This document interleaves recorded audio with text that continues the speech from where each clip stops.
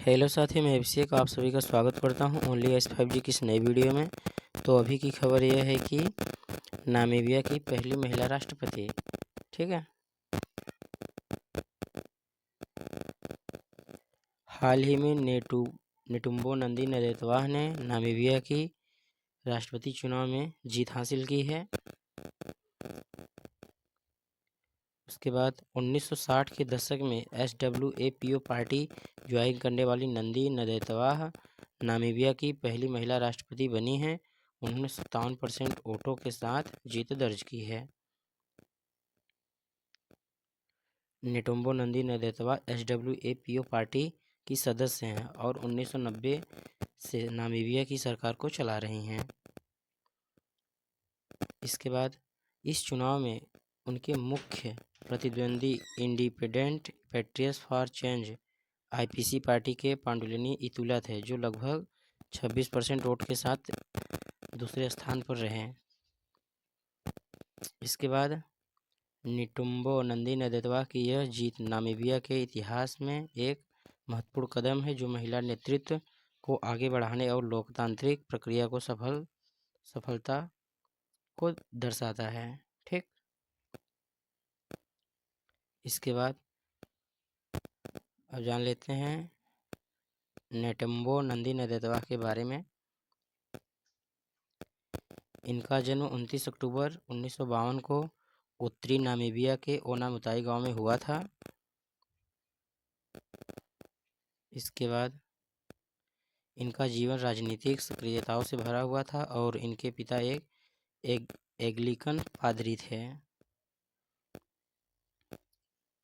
और नेटुम्बो नंदी नदैतवाह मात्र केवल 14 वर्ष की उम्र में दक्षिण अफ्रीका शासन से स्वतंत्रता के लिए SWAPO की पार्टी में शामिल हो गई थी। नेटुम्बो नंदी नदैतवाह ने जाम्बिया, सोवियत संघ और यूनाइटेड किंगडम में उच्च शिक्षा प्राप्त की थी। और नेटुम्बो नंदी नदैतवाह नामीबिया की स्वतंत्रता के बाद इन्होंने देश के निर्माण में एक महत्वपूर्ण भूमिका निभाई थी। और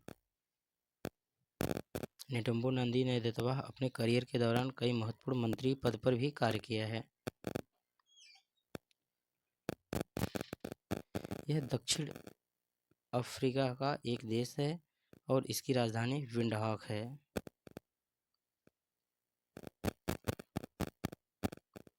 और इसके पड़ोसी देश अंगोला, बोत्सवाना और दक्षिण अफ्रीका है। इसका कुल क्षेत्रफल लगभग 8,25,418 वर्ग किलोमीटर है। इसे दुनिया के 34वें सबसे बड़े देश के रूप में स्थापित करता है। वहीं 2009 की जनगणना के अनुसार इसकी जनसंख्या 2.1 मिलियन थी। इसके बाद इसका इतिहास उपनिवेशीकरण से भरा हुआ है और जर्मनी 1884 में इसे अपना उपनिवेश बना लिया था और 1988 में दक्षिण अफ्रीका ने बातचीत के माध्यम से इसकी स्वतंत्रता को मान्यता दी। 21 मार्च 1990 को यह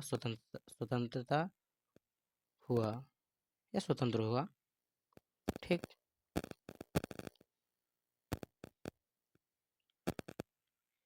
यह अपेक्षाकृत नया देश है जिसे 1990 में अपनी स्वतंत्रता प्राप्त की थी। और नामीबिया पहला अफ्रीकी देश था जिसने अपने संविधान में पर्यावरण संरक्षण को शामिल किया और सरकार ने सामुदायिक क्षेत्रों में रहने